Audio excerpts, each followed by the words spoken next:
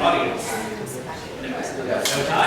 That are always so well dressed, and I just don't want to look like a schlo with these t-shirts once in a while. My God. Hi, I am Sean Kennedy, organizer here for 1 Million Cups. How many of you guys are here for 1 Million Cups for the first time this month? Nice. Welcome. Well, I think you guys are going to love it. For those of you who are regulars, you kind of know the drill. There are 2 entrepreneurs from the community that are going to come up here and tell you about the great things that they're building here. They have 6 minutes to do that, then there's 20 minutes of Q&A from you guys. This is your opportunity. Please ask questions, seek clarification, make suggestions, and most importantly, think through your connections, your mental Rolodexes of who you know that you can hook these people up with to help them grow their businesses and become really successful. I run 1 Million Cups with Marianne, Chris, JJ, and Danielle, who is not here. Of course, we could not do it without Carly. Yay, Carly. Actually, that's all for her. Carly sends out the awesome weekly emails that tell you about who's presented here, to tell you about the events going on in the community. If you're not getting those emails, there's a sign-in sheet right by the door. Please give us your email address. We'll make sure you get on that list. We also have Lex in the back, who is our videographer, always filming. You probably don't recognize her. She's behind the camera, but she is also a valuable part. I will turn it over to Carmen to tell us a little bit about Toonari. Carmen has been here before. Carmen is going to give us a little bit of an update. And because it was through proxies, he doesn't know this, but I've actually used Carmen's services in the last year. You did? Did you pay? Okay.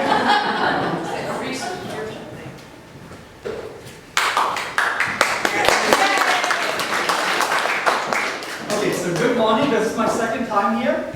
I think the first time I came here maybe 2 years ago, 1.5 years ago, and I was presenting something very similar, but it actually started off with, at that time we were looking at the software, building the software, to identify shooters. For example, somebody goes up in a school, shoots down, things like that. Now what we did now is, after like 1.5 years or 2 years of research, and no money, and no funding, so we created a service in which we find information on social media and online media and other sources and provide them to law enforcement, for example, insurance companies and other places. Now a little bit about me. I mean, really quick since we have only 6 minutes. I like dogs, so it's very important. I'm from Germany, so I have a lot of accent, probably say words wrong. I live in St. Pete. I'm at the Toonari Club, and I like Ernest Klein and Scott Carr. So in regards to education, we have 2 services right now that we provide. One is education, where we provide training. We provide training to law enforcement, some form of government agencies, on how to identify information, so how to find information online. And it's not really just the basic stuff that you usually do when you look for stuff on social media, for example. So we show the different queries and stuff like that. Also, what I almost forgot is, we have partnerships or a collaboration with Stetson University, and we work close with SBC as well. Now we come to the software, or to the problem actually. So this challenge for forensics companies, investigators, Homeland Security, and some of the other places is, when they find something online, they have to put it into court, so it has to be court admissible. So otherwise it's not evidence in this case. So I cannot just see something on the web, print it out, and say, hey, that's it. Or I just download it and give it out. So I make it court admissible. Does everybody know what the cell phones, for example, you have to keep your fingerprint or stuff like this? So the lag here that we saw over the 1.5 years or 2 years was there's no proper software out there where you can do it with. And if there's something out there, so there are 2 applications out there. One is called X1, one is called the Web Preserver. And they're kind of like slow and sluggish, and you take a long time. Think of it like this. You do an online research and you try to find information, you put the links in an Excel file, okay? Then, after you have 100 links, you're going to write notes for each link that you have. So that takes some time, right? So after you did that, you do screenshots. After you do that, you use, for example, X1, and then you authenticate the evidence, so put a digital fingerprint on it. So if you're done with all of that, it takes you days. Now, with our application that we created, actually, you can do everything at one time pretty much almost. So you click on it, you find something online, you authenticate it with one click. You have a section that opens up where you can put the notes in there, and you just push the save button, and you're done. At the end, it goes right away to a report that is client-facing and white label, and you can send it out. Also, some of the other challenges that the other applications have is that one is, for example, just on the desktop, and the other one doesn't have a lot of features. So another challenge that law enforcement has is, for example, human trafficking. When you see something on Tor or on one of the onion sites, let's say there is an auction on selling a child or stuff like that. You cannot really authenticate it or make this as evidence. So what you would have to do is you would have to take the screen, take a video camera, or your phone, and then record it. Now by accident, of course I want to say we didn't do it by accident, but not by accident, we wanted to do something where you can actually see the person while they do the authentication. And so with all of the logs that we create, because you log into the computer and you log into the server, with our application, since it's a SaaS application, it's cloud-based, everything is recorded on Q3. So anybody who's ever GoToMeeting or something similar, WebEx? So think of it like WebEx. So it records everything that's on your screen, everything that you do, plus it records with a little webcam interface of what you're doing there. Plus it authenticates everything with a digital fingerprint. So everything they can find out that they see, they can actually also give to court now without having these funky things with the camera. And we're the only ones that are doing it by accident, but I'll tell you. So some of the things for our software is cloud-based, so it's a SaaS platform. Creates court admissible evidence for pretty much everything that you can find on the computer, not on the cell phone. And white label case reporting, so you can sell it also to other companies, like a forensics company. They would take our software and then use it, for example, create a report and sell that report. We have evidence storage, so evidence storage is in the cloud. But let's say for the ICAC, for example, which is an organization or a task force that works on child pornography. So for them, for example, we cannot host or have their items on our server, so they have a direct export. So they can just click and export it right away out. Oh, wait, only a short moment. Okay. A couple of competitors. This is Web Preserver. And Web Preserver is almost the same thing that we have. It's a cloud-based application, but it has only one feature, does only the authentication. While ours does, all the other features that you can ask me after the presentation, since I have it done in a second. This other one was X1. X1 is the market leader. And as the market leader, they have the most customers. They start very early. So they pretty much evangelize that. And we are kind of like sneaking in the back. There's number 3 now. But it seems to be working just fine. And here's a quick comparison regards to features. And the thing is why it works so well, not just when I explain it to you, the feedback that we got from for example, Public Defender's Office in the District of Columbia, they're all going to use it now. Then we have a couple of larger law firms, law enforcement, that are going to use it. And the feedback was pretty much what we identified through our research while we did the reports on ourselves, on our own. It's the time savings that you get with them. So time savings, the speed that you can do it on the fly, and the reliability of it. And just for the markets, I guess I have to wrap it up. We have a couple of markets. So one is law enforcement, insurance companies, banks for due diligence, for example, special task force like the ICAC, for example. It could be anybody in court, a judge, etc. We are trying to roll this out probably within 6 months as a tool that everybody can use. For example, wife catches husband on Facebook or something. Then she just pushes the button and she can give it to her in credit. So something very easy, and it's going to be pretty cheap as well, probably like $29 or something like this. So to get it really on mainstream, but we're not sure if it works, we're going to list it up. And I guess I have to stop now. We can go more questions.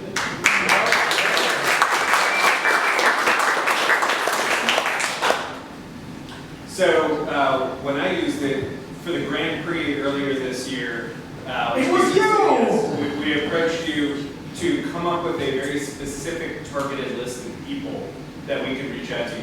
Could you tell us, maybe explain that process, and maybe that'll go into a little more how you do what you do? So for the Grand Prix, for example, what we did is they were asking us, they wanted to find people that like the Grand Prix, might want to go to the Grand Prix, and having a lot of money, of course, a large business, and might be interested to moving here with their business. So what we did in the beginning, looked a little bit through Facebook, couldn't find much. Then we utilized Twitter, and we pretty much took all of the followers of the IndyCar thing, and then followers of, when they followed the drivers, for example, so the followers that didn't drive, etc., the families, pretty much everybody that kind of find you. So at the end, we had a pool of roughly 750,000 people, and then we went through these 750,000 people and got the people out that actually have, a company in excess of 20 employees, for example, that live in, that are part of that one industry, or I think we had 4 or 5 different industries that we were targeting that are part of that. And at the end, I have to line up. We came up with a list of 50 or something. So out of 750, we had 50 targets out of it. I know it sounds very crazy, right? But they all seem to be kind of like good matches. The only thing that we did is it was too late, I think, when we did it. That's one thing. And then the communication, we did it over Twitter. I mean, we sent letters, they were sent letters sent out too. But then I saw one tweet where somebody tweeted back and said, hey, why are you asking me actually? And so, you know, but it was a very good approach from the city, from the Grand Prix to do that. It was pretty smart. You just have to do it earlier, reach out earlier to people. Hopefully this explained it kind of okay. And you should order more things like that. Yes, ma'am? I know you said it was going to be accessible for like the everyday user. So how can you make sure that people aren't using it for unsavory things? So for example, like a domestic violence abuser trying to stop their victim, or police departments trying to snare or break victims, or things like that. So yes, for example, since we work on both sides, so we have a case with the public defender's office in Ohio, I think, on rape, about the rape. For example, so we work on this case, we show them how to do it. But then, you know, it can be the person itself. The application is accessible. You can just purchase it. The subscription is a monthly subscription that you can cancel at any time, which was a challenge for like the public defender's office in the United States. They always broke. So, and some of the prosecutors always broke too. And so they can't have these long, big annual agreements that cost $3,000, $4,000, $5,000 per user. And so just a regular public defender's place usually has 5 investigators. So, you know, it's a good amount of money. A person, for example, could just get it, sign up for it, and then do the authentication. When they sign up for it, they also have us as advisors in there, so they can always put something to ticket later on, and we can advise them what to do and how to do it. So even to the point, if they really don't get it done like we do right now for other places, we just do it for them. So, and then if they're done with it, they just cancel, and then they pay $79 for it. So it has also, like let's say you have a stalker in there, and it just might not just post directly, but post it on the other side. The application has a couple of different features. So one feature is, of course, the authentication of the evidence. You can make it court admissible. The other feature is the recording, that you can do the webcam and that stuff. Then the other feature is the recording itself. We can create the report. But then you have the last feature in there is also where you have the cloud storage. So you can put it in the cloud, the evidence. It saves it in there, and you can download it and then just hand it over. For example, when there's like somebody's harassing you or searching for you all the time. So you can save everything there, but before that I forgot actually, you have to search for that too. And there's another search feature in there where you actually find more evidence or more information than you find traditionally. So there's a search queries for Facebook specific ones where you can actually it's not a backup, it's still public, but it takes, for example, all the things that have been posted on other sites and on their friends, for example, and grabs them and puts them into the evidence. So I think I'm saying more like if the perpetrator is using it to like use it to stalk someone. So if someone is being stalked and the stalker is using their service. Oh, if the stalker is using it, all what you could do is you could authenticate that person that he stalks, and that's pretty much it. And maybe you also search, of course, on additional information, and that's true, actually. Yes, sir. If, I'm a legal journalist, I'm interested in what you're saying. If somebody used or subscribed to your service, no matter who it is, could you back them up as an expert witness in the trial? Yes, we do. We did this before too. So I did a federal court in the trial. It's not like I'm like the one that sings the twist against Nordstrom's they did last time. Twist. But anyway, yes. Hi, so we had a product in the same vein where it would take Skype interviews, so whether it be an expert testimony delivered outside the courtroom or interviewing victims, and we addressed that at law enforcement for a similar price point. Our challenge was, you mentioned, hey, a typical investigative team might have like 5 people. They're only buying one license. So at that price point in the law enforcement segment, it became hard to make that a skilled, profitable product, so we ultimately discontinued it. So just as some feedback, a lot of the public, everyday use of it market at that price point, there's a lot of opportunity there if you're doing both. But I don't know, have you faced that challenge yet where you might have that, Pinellas County Sheriff's Office and they might want a $80 license and now you're supporting the county. Right, it's supporting the whole company, yes, right? yeah. So just curious how you thought through that. So we thought through it, and now this is again like really The good and the bad part is that we didn't get an investment, so we really had to do the services, and then we learned everything. And we speak at big conferences too, in front of law enforcement and judges and stuff like that. So what we learned is really like, if you give them one license, they really, like he said, they're just the whole place, the whole country will be using it. But if it's evidence now in these cases, each account today, they have different options. They can one user for $79, up to 5 users for $249, and up to 10 users for $399. And then whatever, it's going to get cheaper and cheaper. So it's really a low cost already. But if they still would want to cheat, if I have like 20 people, investigators in there, and I say, here, you guys are all going to have the account. The account, the user will be just me. So it means when they authenticate the evidence and they do the work, but I have to go to court and they ask me, and I have to testify and say, hey, yes, I'm the person who did it. I'm lying actually. So that wouldn't work too well. That's kind of like how we did it in this case. So you stamp the name of the investigator and all that? Yes, it's always to the user. So only the user is the person that's really assigned to it. So not the whole place could use it in this case. But then we made it really so cheap that they don't question it. They can just throw it on a credit card, for example. Because the pricing for the other ones was too high. Even for us, when we provided the service, like X1 wants to have $2,000 a year or $4,000 for, like a 3-year, or unlimited license where you still have to do updates for $500 every 2 months, or 6 months, or 3 months. So the price, this is per user. Law enforcement, they might have 20 users or 10 users, and it's a lot of money for them. So putting it in the cloud really saved a lot of money. And then having them just doing the direct export saved a lot of money too. So that's kind of like how we address it. I think it's going to work too. Thank you. So I see this as 2 different spectrums here. One was in marketing that you did with the city for the Grand Prix, correct? And then the other part of it is the working with the attorneys and this and that.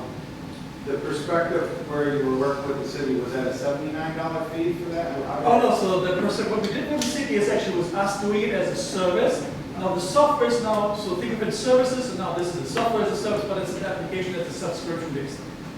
So you're going to get our support when you use the software, so you can submit trial tickets later on. We have training sessions for it as well, so it's going to be a lot of stuff where people learning it. What we're trying to do is, this is part of the e-discovery market. So the e-discovery market is just think of it, all the digital documents that are floating around there, okay? So now this is a small section of it. This small section is growing very slowly, but people are starting creating their own departments now. So meaning that instead of having one randomly working on it, there might be 10 now that they're planning on having working on it because the demand is so high due to social media and other online activity. So, and what happens there is that more users will need it, but there's not enough education out there. So in that case, we provide the education as well, the training. If they're a subscriber, they get the education for free, or they can hire us usually for, I think it's $1,200 a day, something like that. No, $2,500 a day. It's about the same price as the city or? It's always the same price, $79. If you have more users, it costs more. Because that's just a subscription. If you order it as a service, then it would be the city. And for the city, I think we were for the Grand Prix, we charged for that work part. I think it was $1,500, something like that. I'm very slow answering questions. Any other questions? Just one over here. So it sounds like what you have here, you could have some pretty sensitive information, and more so, with the law enforcement putting particular stuff in one particular area, focus on one particular case. Do you have some very detailed sort of security protocol that you guys have to follow to sort of keep that sort of stuff safe, or is it just? Yes. So the server. So I would say the server are very secure, but to be honest, everything can be hacked anyway. But we treat it, to the extent that it's not impossible, but it's pretty close that it should be safe. The export is something that they have to export it directly, and that's pretty much internally when they work. They don't leave the evidence most likely not on our server. If they do, that's one thing. If one of the, and they're really like, let's say ICAC, they're very sensitive to this stuff. So they have a specific designated machine usually. So they're all over the country, a task force that does a child bomb, for example. So if one would forget it, we don't have a measurement right now for that. So say, hey, look at our server, then where we have our stuff, they would probably kill us. So this is not being filmed. Is that being filmed? Oh my gosh. Anyway, we're going to have to find still a solution to filter thing for it, or a warning system for internally that we can see somebody by accident, they don't do it on purpose, but accident put something on the server that shouldn't be there, for example. And then we would notify them. Any other questions? Yes, sir. Have you worked with the National Forensic Technology Center here in Pinellas Park? National Oh, in Largo. Yes. Yes. Okay.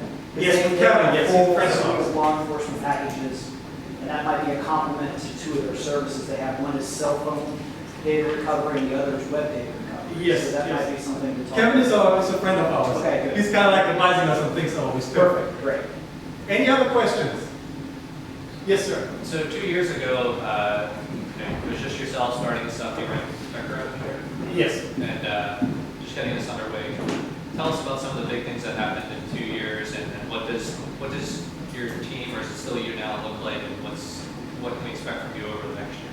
Okay, so it started off with a little team, and then, everybody worked, and we didn't have a lot of money. Actually, we didn't have no money, so you have to kind of like schedule your bills, and the electricity's being turned off, and all that stuff. And then we got a couple of investment offers. We got one for, I think it was $100,000. And that kind of like, it kind of didn't work out too well. Then we got another one of $500,000, and we declined that too. And then we had a small rebellion, and then at the end it was me and the intern left. Yeah, and it's me and the intern right now. Which brings me to another point. We're hiring very soon, so if you're interested in a job, just send your resume to us. But yeah, that was one big thing. So the financial part, you might start something with a lot of people, and you're going to end up alone at the end. But then, it was for everybody else. They were seeing like, hey, we can have $500,000 and we can pay our bills. It's going to be great. But it's just like, it's going to be great for the first 12 months. Now, when you make like $2-3 million a year or more with that application, you're going to bite yourself in the nose with it. So I'd rather decline in the mind. It's probably the best option. But what I would say is, if you start anything, think of it. You have no money, no friends, and nothing's going to work out. That's the thing to do.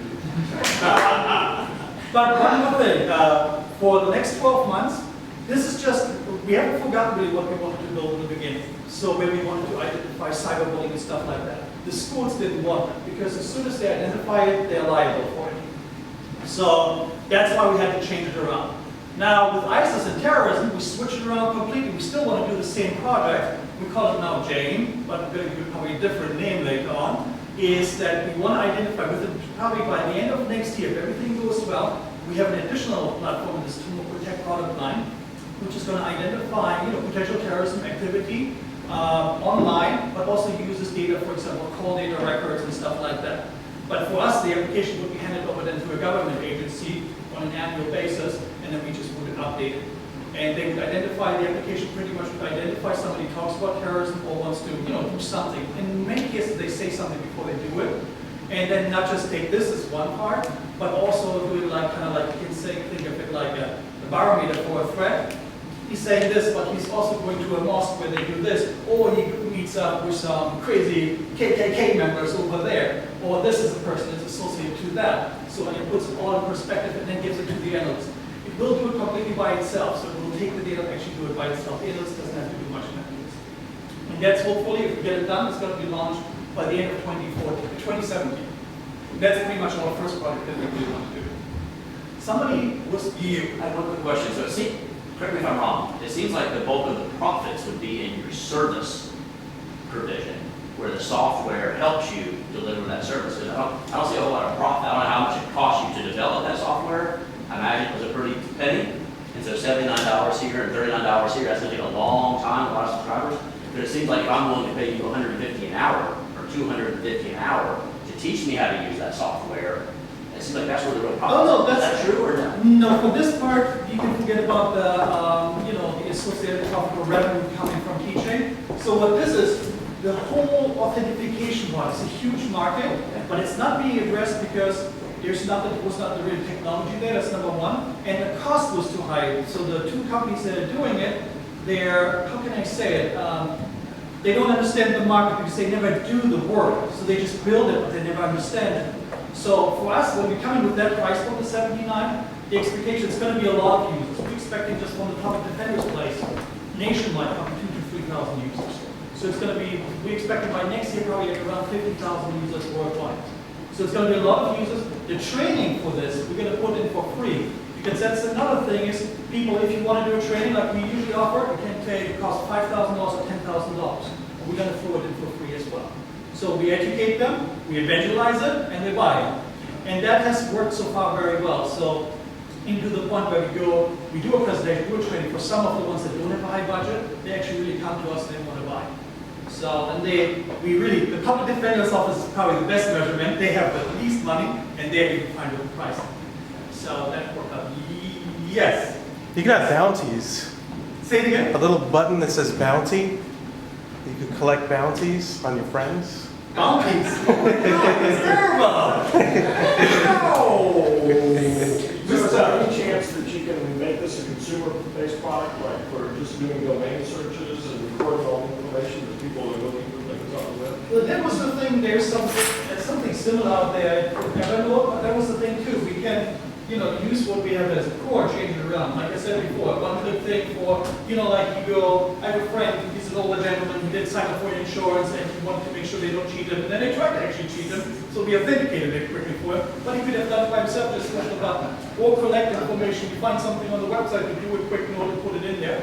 So there are other options out there. However, there are more competitors out there. So this is really, there's not a lot of competition. Really good competition or better competition is just X1 and Represum. Then it's like a revolver thing that's here in Tampa too, that's something similar. But there's nothing really out there. If we go into the market, when we do like this one-click thing, it's going to be a little bit harder because we're going to have to fight against Evernote, probably other companies, and some kids that work in the garage and throw it out there. So it's going to be more difficult. Any other questions? Yes? Oh. What kind of staff skills, what skills are you looking for the staff? So what we're looking for is account managers. They should have a clear record. Account managers and client managers. So what they would do, they would work, for example, with law enforcement, public defender's office, prosecutors. They would do demos, call them up. So getting new clients, but also taking care of the current clients. And then also people that we can train on the training itself and make them kind of like data analysts in this case, which takes a little bit longer because we have to train them on everything. So we're going to be very selective so they don't run away after 3 months. But kind of like this kind of program. Preferred also, what would be great is if they speak different languages. Since, like for example, the Arabic, Palestinian accent or dialect, for example, French would be great, things like that. So, or Spanish, Italian, or Dutch, if we have people, that are interested, that don't maybe have that much knowledge, but they speak that language, we can train them as well. And then integrate them. And we probably, like I said, me and the intern, so it's going to be a little bit tight. It depends how many sign. But right now, every time we have a meeting, they love it, they want to take it. So we might going to be running an issue in 2 months or 3 months. I hope it's going to take till January, but I don't know. So we have to know somebody. If it's a college graduate, we think the person is really good. Just let them send us his resume or her resume. What's a good email address for you for that? Hold on, I am prepared for that. If I find it, yes, here. Yes, sir. So in addition to helping you find team members, what else can this community do to help you grow? Team members are very important. If you know anybody in law enforcement or anywhere, tell them about it. Yeah, that's pretty much it. We don't go for the investment anymore. We don't really care. So really, like if you want to talk, if you can tell others about it. If you want to have a demo, you can give me a demo. Or if you ever have something you say, hey, I would like to authenticate something. I just want to test it out since you were here. You can have it for free. You just let us know, shoot me an email, and I can help you with it.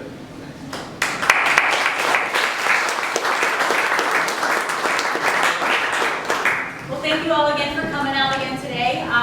These are all the events that are coming up over the next couple weeks. I will link to them at the end of the week with an email that Carly sends out. We'll have all the information on there. One event I'm going to highlight real quick that's not up there is next Friday. There is an event called Tech Jam. This is put on by TechStart Tampa Bay. And TechStart Tampa Bay is a nonprofit that deals with at-risk youth and puts technology in their hands. So Tech Jam is a big company battle. You have Agile Thought participating, you have Nielsen participating, you have Tech Data participating, and there's a couple, the Tampa Bay Waves, one of the teams, but it's a great event. It's in Ybor in Tampa, and they're giving a 10% discount to all One Million Cups attendees. So the coupon code will be in our email as well, where you can come see me and I can give it to you if you want any other details. And then also one tidbit, if you plan on coming back next week, which we hope you do, we are asked if you could bring some school supplies for kids. There's a program that we're trying to help support called Stuff the Bus. Sean can give you more details on that if you want any information there. But I will go ahead and get out of your way, and please give a warm round of applause for Robin, who's going to tell us about 12 Tiny Tips.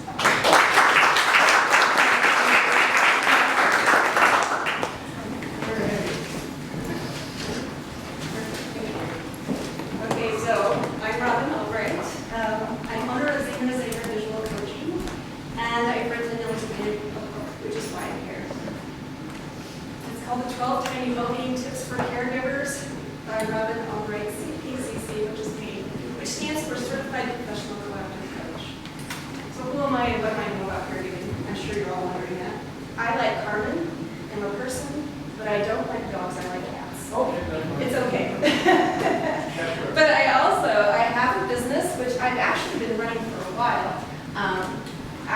Up in Illinois about a year ago, we moved here from Illinois about a year ago. Up in Illinois, I was a certified coach up there. I had an office and I did visual coaching for people, which basically means I draw out what they coach about, and they have a structure to take with them.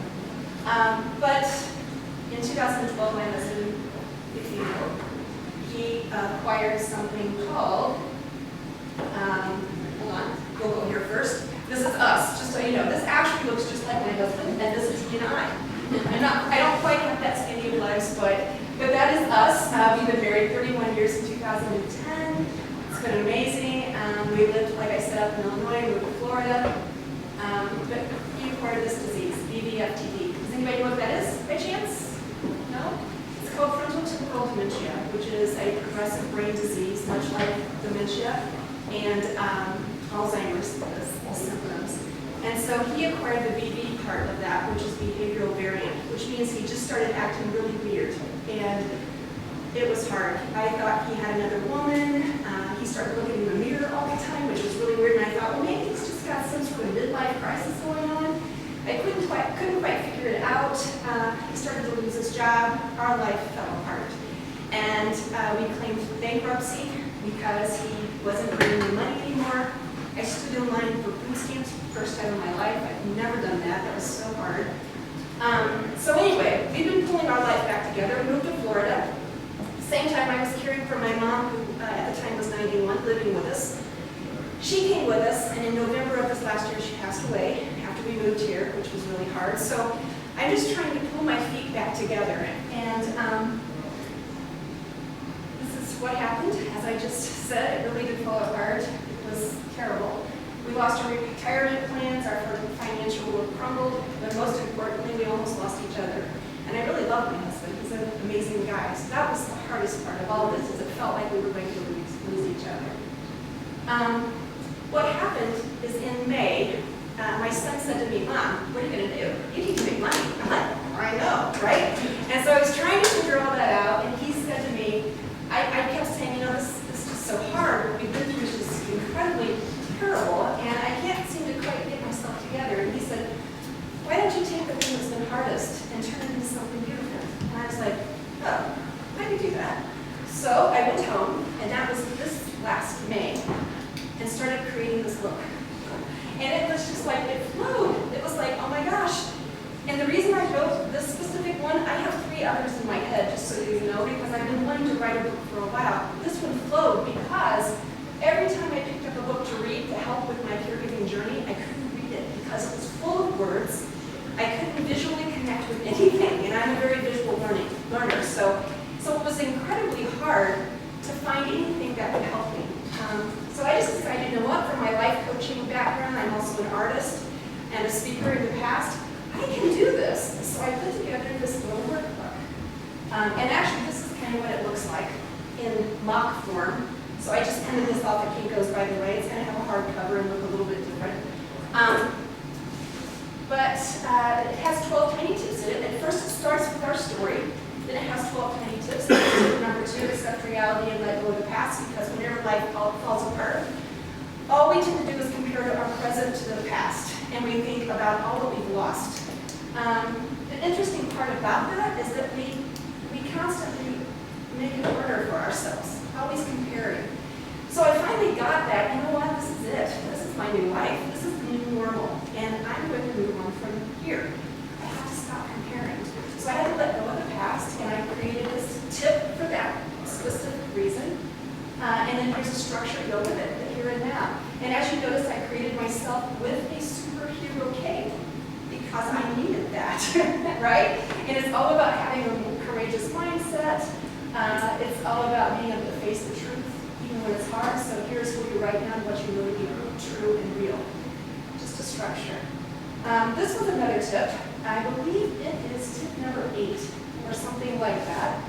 It's basically about the have and have not. So another way to kind of look at where you're looking and what's sabotaging your happiness. And again, I kept looking at what I didn't have versus what I do have. So I made this structure as part of it for that specific reason. I made this page because there's a tip called respect your emotions. When life falls apart, every emotion shows up, I will guarantee you. So just remember I said that. If your life ever falls apart, you'll go, wow, she was right. Every emotion shows up, and it's hard to respect them sometimes. It's part of life. A permission slip, so that you can actually give yourself permission to step back and let go of stressful situations. A healthy body plan. And coloring pages in it. Affirmations you can color and cut out and paste in places in your house. Just a little thing that says chin up, buttercup at the end. And then the reason I'm here is because I'm doing a Kickstarter. I'm trying to raise the funds to actually create this book. And so I'm halfway there. I have 61 pledges so far, almost halfway, and I have 26 days left, I think. So that's why I'm here, is to kind of present this idea and say, hey, if you know anybody who would be interested in pledging, I would love that. Or just pass my name around, that'd be great. So.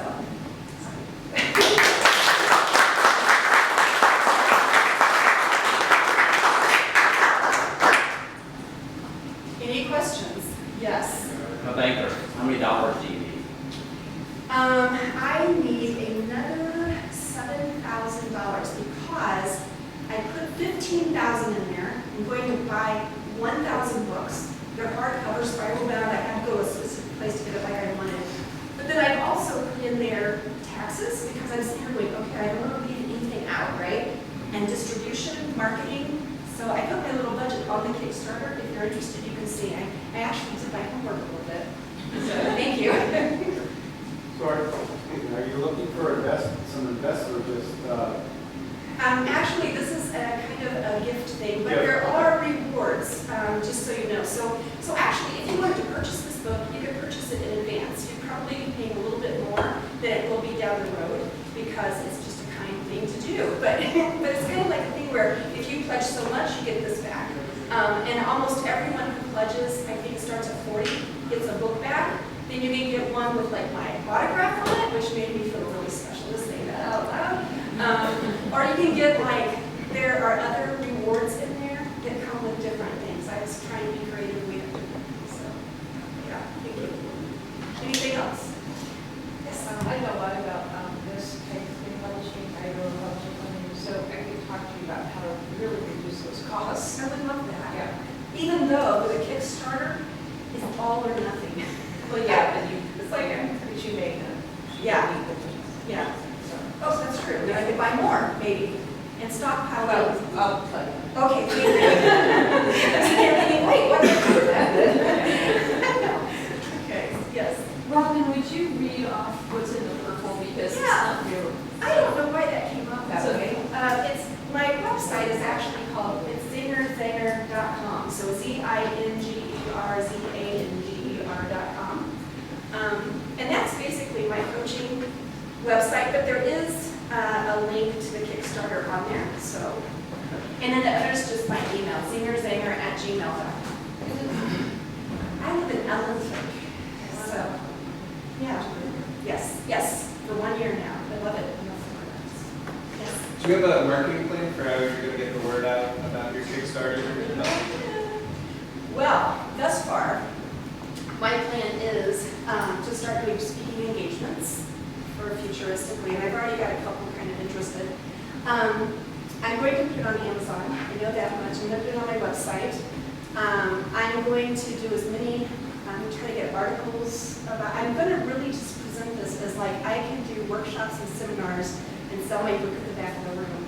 So I'm going to stockpile my books and just start moving that direction. Does that make sense? It does. She unfortunately just walked out, but do you know Monica? She was sitting right here. She was sitting right here before. She'll be Okay. back. She'll be back, but she works with AARP. And I'm sorry. She's the president. Yeah. Yeah. I actually tried to call Monica, I think. Her office is next door to mine, so Sweet. I love that. I love that. Thank you. And she's one of the creators, and Marianne was part of this, of the Caregiver Accelerator here in Tampa Bay. Really? And, That's cool. you know, presumably that's a rich group of folks for you to talk to. Oh, I would love that. I guess in 2020, they're saying that there are going to be 117 million people needing assistance. So our group of people are going to be in trouble because only half, not even half of that number is going to be available to give us care. So in other words, the future is going to look really bad for people who need caregivers. And caregivers are going to have to take care of themselves because sometimes we're going to have a couple at a time, right? So it's going to explode, I think. It's not going to look very pretty. Yes. Since it looks like the book has a lot of exercises, things to write in, cut out, and all that, you really don't get the full utility unless you're holding it, you know, in paper form. So would that lend itself to either having a free or 99-cent e-book version just to get it out there? And could you, in theory, scan those pages and create an e-book for a lot less money to get something kind of in the store, and then maybe the sales of that e-book could help fund, you know, your first press to get rid of it? I've kind of gone down that route a little bit, but to be honest with you, I feel totally, it feels like I've totally turned everything upside down. And this book, having done it in a month, is like totally, it's amazing to me because I didn't picture this being done, or even, it wasn't even a thought in my head, it just flowed. And so my thought is that I feel like, then if my son goes, why don't you do a Kickstarter? I go, oh, okay. So I just typed it in, did it. And I'm like going, oh my gosh, what have I done, right? It's almost like it's meant to be. I feel it, but at the same time, I still have a lot to learn about what futuristically I can do to promote myself and to make it successful. And like I said, I don't really have a lot of resources behind my belt to kind of push me in a direction to help me understand all that. So that's why I stand up in front of people that are intelligent and smart like you, so that you can say, hey, what about this? Or, hoping that I can pick up some tips. It's a good tip. Thank you. There's probably a guy or even somebody here locally that might be able to help you do that. Yeah. You know, my thought is if somebody gets value out of that, out of the electronic version, especially as it looks like it's black and white, and a lot of it's just monochromatic e-readers out there. Yes. Like, oh, this thing's great. Yeah, it's really designed to color and to do whatever, to be very interactive with. Also, I have to mention, though, that I have a couple of neurologists who are going to endorse it if I get it to print. So they're like, come back to see me right before we go to print. I'm like, okay. So it's like I do have some good Roskamp Institute. There's a gal there that's in pushing too. She gives me names. She gave me Monica's anyway. So anyway, I do have people backing it that I just, go ahead. Robin, would you be interested in being part of a podcaster association where we can get you on podcasts and stuff like that? I would love it. Yes, anything. Yeah, thank you. So, I think to go on that idea, I consider putting something on your website, like just one downloadable page is like a sample almost, so it's not going to be the whole book, but it's like a worksheet or one page affirmation or something that folks could download for free or for 99 cents just to kind of supplement the book income so that as you're doing the large scale marketing, it's like a supplement to the website. I love that idea. I do. My son does my work on my website, and getting him to find time to help me has been a challenge. But I will present that idea. I can maybe give him your number, or I can give you his number. Because I love that idea. I do. It's just getting him to do it. Yes. So, Robin, have you explored the possibility of getting this into higher education? Because a number of CNA that's the key group that's doing caregiving. My dad is going to be 94 on Friday, so I'm actually coming here to this group because it inspires me and I learn so much. Working my business and appreciating so much what you do. The CNA group is and the training program they go through in higher education, like at St. P. College or other places. Have you looked at that as a market? It's a thought, though. Okay, so we can talk. I love that. Yeah, like I said, I feel like this is just the beginning stages, and I am so open to whatever shows up. Right, I love it. So I never dreamt that I would be here, you know, but I am. How do you grow from here? So you have this book, and this book will be, a success, and you will make money from this book. And how will you reinvest in the book? Is it writing more books? Is it speaking and coaching based on what you're writing here? What is your growth? All of those things. I already see my next book. It's called You're Not Your Illness, and it's going to be written for my husband because he's not what has shown up in his body. So that's the next one. I can feel it coming already. So that's going to be further down the road, right? As far as like speaking engagements, coaching caregivers, I would love to do that. I feel like I could have used so much help in the beginning, and I didn't know where to reach. I didn't know who to go to. And family and friends kind of back away when you become a caregiver. They don't know what to do with you. So futuristically, I would love to do all that you said. Does that make sense? Yes. Okay. Thank you. Sure. One gray area that's out there, and I'm sure everybody in this room probably will or may have experienced this, is that as a caregiver, where do you get the tools? Where do you get the knowledge to understand it? Because there's so much need in your www, right? But where do you get all that? That would be a benefit if you could coach folks on how to, where to go, why to go, funding, etc. There's a lot of things out there. Right, it's a challenge. Really right. And when you become one, you have no idea. First of all, you're so overwhelmed, you don't know what to do. And secondly, you ask people that you know for help, and they don't know what to do. And they tend to back away. So you're right. I'm going to put a resource page at the back of the book. It's going to give caregiving, like different organizations and such that they can check into. But that might be an area of revenue stream for you going forward if you can help people to understand what they need to do. Yeah. And coach them in that. That might be another level. Great idea. No, great idea. I love it. Any ideas? Sure. I just want to echo what a few people have said. I think the ebook, because it is black and white and therefore easily printable with black toner, even though it is color of gold, as someone who lost my mom early and provided that at a very young age, and then on a much lower scale, my current spouse, Right. there's just a glut of information. And so we're hesitant to spend $25 on a book that's going to be crap.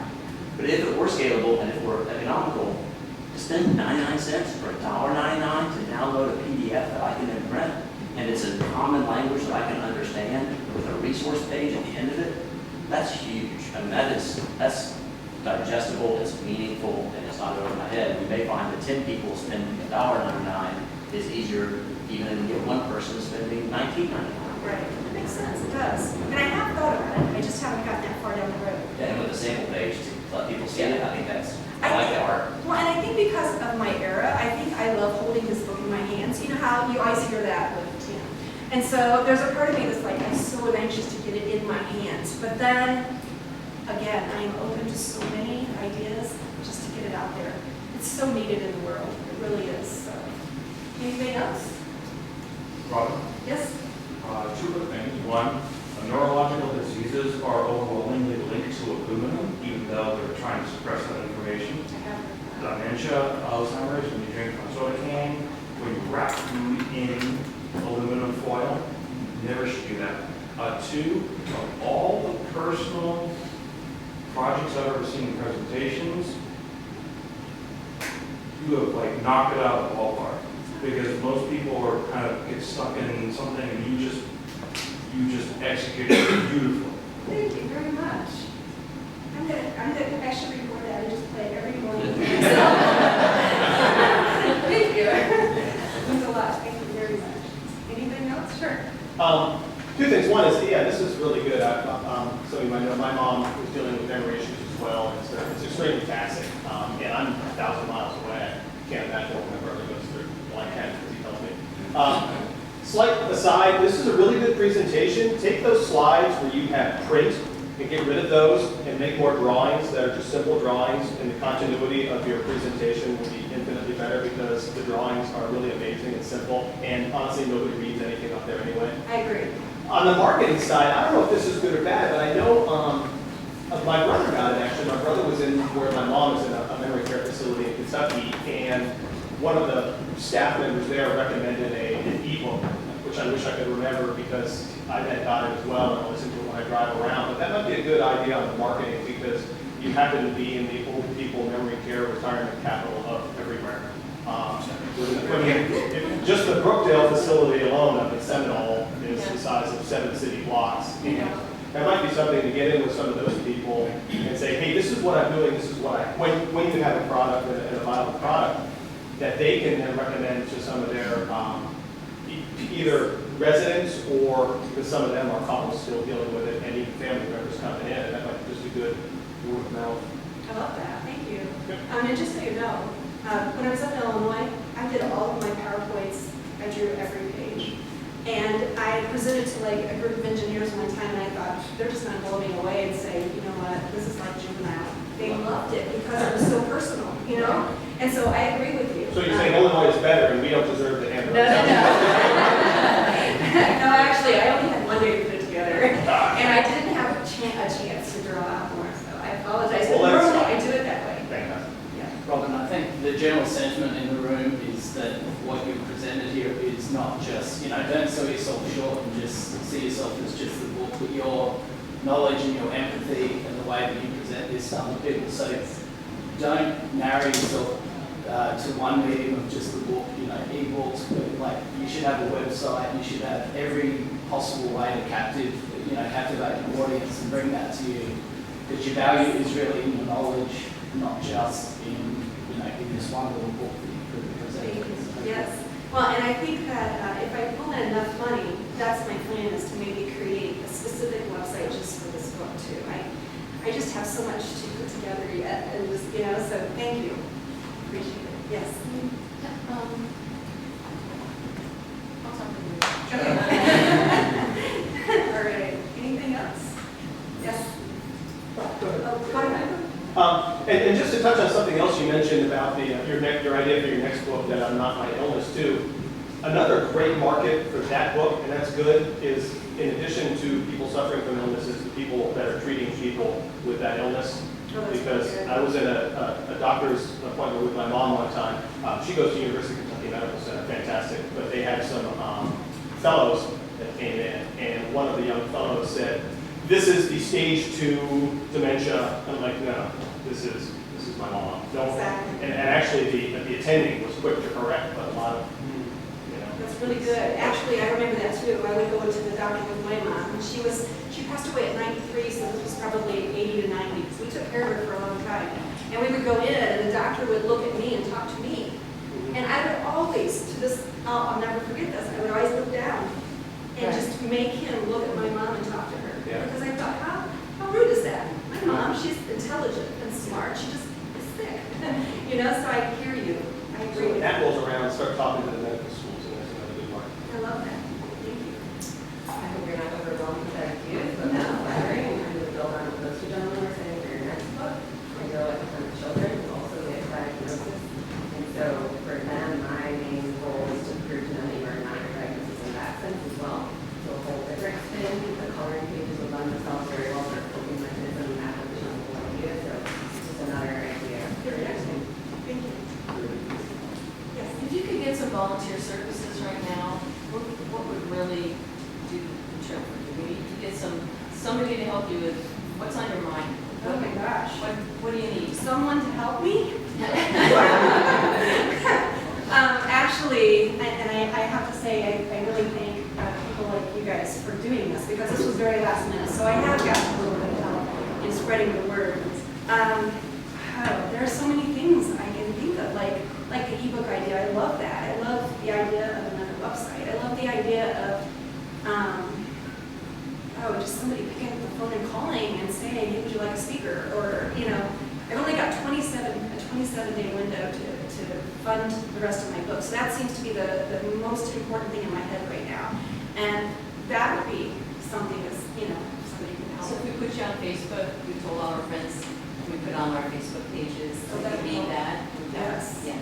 That would help. And that's how I got 61 pledges so far. I know that is from people doing that. So thank you. You did that? Yes. So you kind of just touched on it, but what can we do as a community to help you with this? How can we? Just that, spread the word. If you are interested and you want to pledge, I would gladly take it. I kept thinking I could find a business that would sponsor the book. I could put a page dedicated to them. I could promote them when I do speaking engagements somehow. And I kept going for $5,000, and people will look at me like, well, so I haven't gotten that yet. So, and I keep thinking if I could get one big plug. So if you know any businesses that may be interested in sponsoring this book, I would be interested in that. But other than that, just the word of mouth, passing it around, anything like that helps. I can give you my business card. It has my little website that has a little link. All you have to do is pass it around, I guess.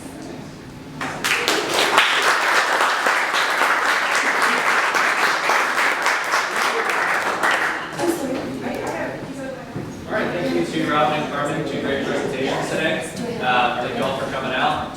For those of you who it's your first time, or just a reminder, if you are interested in presenting 1 million cups, we take companies that are up to 4 years in business, under $1 million in revenue, and doing something innovative and scalable. So you can either be like Carmen here and come back every year or two and give us a little bit of an update. So we'll want to see where Carmen is yet again in another year or two and keep going to 1 million cups. So we appreciate updates from existing companies and new ventures that are just getting off the ground.